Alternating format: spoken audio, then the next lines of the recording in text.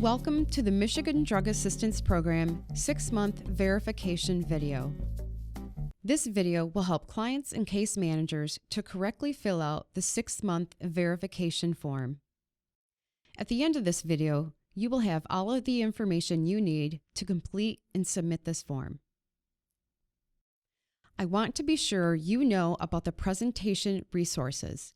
We've included all of the MiDAP applications, forms, and checklists in the presentation resources link. If you look at the bottom of this video player, you will see an icon that looks like a chain link or a paperclip. If you click on that icon, you will see a list of all of the links and documents referenced in this video. Okay, let's get started with the 6-month verification form. You will only need to send in information with your 6-month verification form if your answers to specific questions have changed within the last 6 months or since you last recertified with MiDAP. I will point them out as we come to them in the form. Please remember, when you are filling out this application, to print as clearly as you can. Question 1 asks for your MiDAP ID number, which you can find on your MiDAP ID card. Your MiDAP ID number is the 8-digit number that is written in the white space above your name. Question 2 asks for your legal name, which is the name listed on your government-issued form of identification.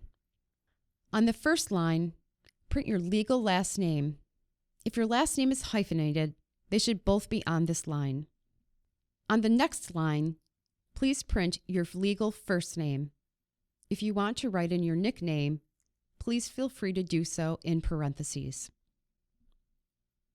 The third line is for your legal middle name, if you have one. Write out your full middle name. If you only have a middle initial, just put the initial.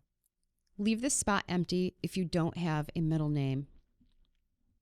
The next line is for a woman's maiden name and should only be filled out by a woman who has gotten married and changed her last name.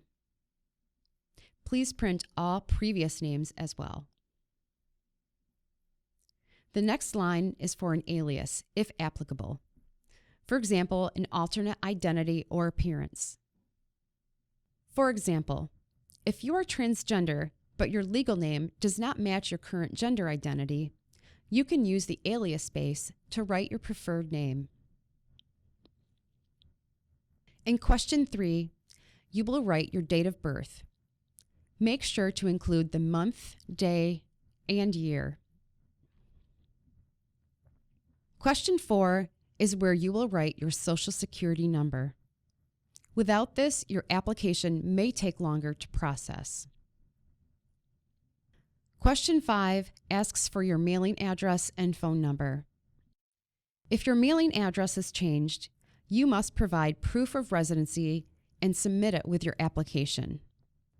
Examples of acceptable proof of residency are provided in the resources link.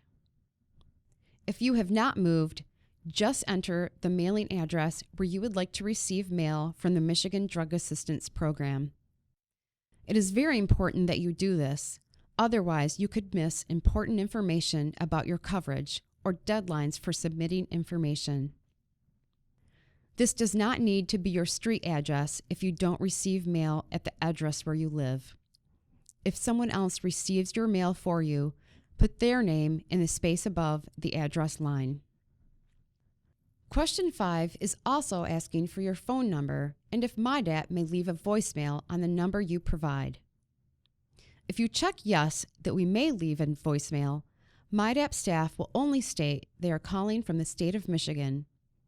At no time will a MiDAP staff member leave any private or confidential health information when leaving a message. Question 6 asks for whether you are pregnant. If you are pregnant, check yes and then enter the estimated date by month, day, and year. If you are not pregnant, check the no box. If it's possible that you are pregnant but you're not sure, check the box unknown. Males can check the box for not applicable. Question 7 is asking for you to provide your viral load. It must be filled in with the most recent lab values, which must be within the last 6 months. Also include the date of the test result in month, day, and year format. The next section asks about your household size and income. For the first part of Section 8, household size includes you, your spouse, and any dependents under the age of 19 that live with you.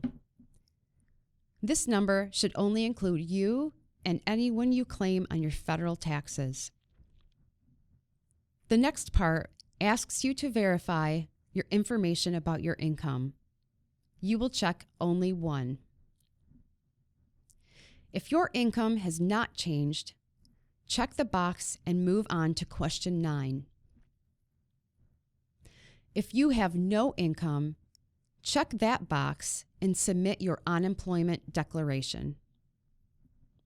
If your income has changed in the last 6 months, you will need to submit your proof of income. For examples of documentation, go to the MiDAP verification checklist in the presentation resources link. Question 9 is asking you about your insurance status. If your insurance status has not changed in the last 6 months, check no.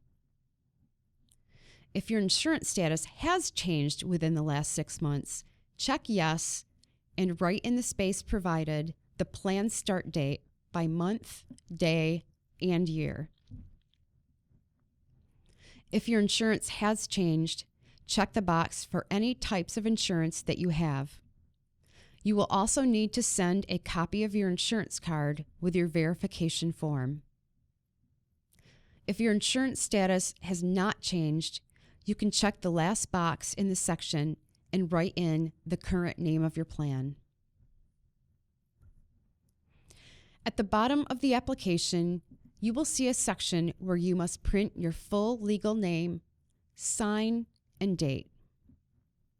The application is not complete until you sign and date this section. Also, on the same page, if you have a case manager, please write his or her name, the agency, phone number, and email if applicable. Now that you have completed, signed, and dated the verification form, let's make sure that you have everything you need before you submit it. If you have moved within the last 6 months, you will need to submit proof of residency. This can include any of the following: a current state of Michigan identification card or driver's license, a utility bill in the individual's name showing your address, a benefits award letter from the Michigan Department of Health and Human Services, Social Security Administration with the individual's name and address, a lease or mortgage in the individual's name showing the address, or a voter registration card. If your income has changed, remember to submit your proof of income.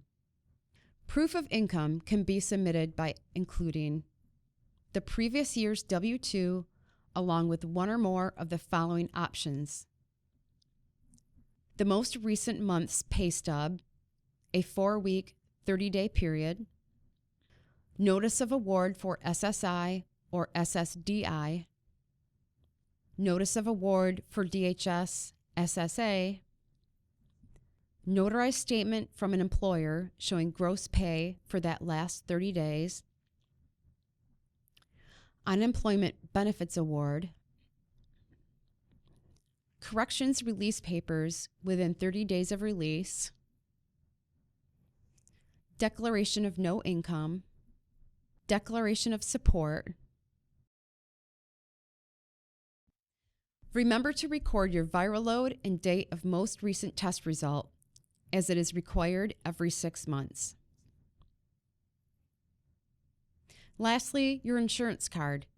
Please make a copy of your prescription card and submit it with your application. This completes how to fill out the 6-month verification form.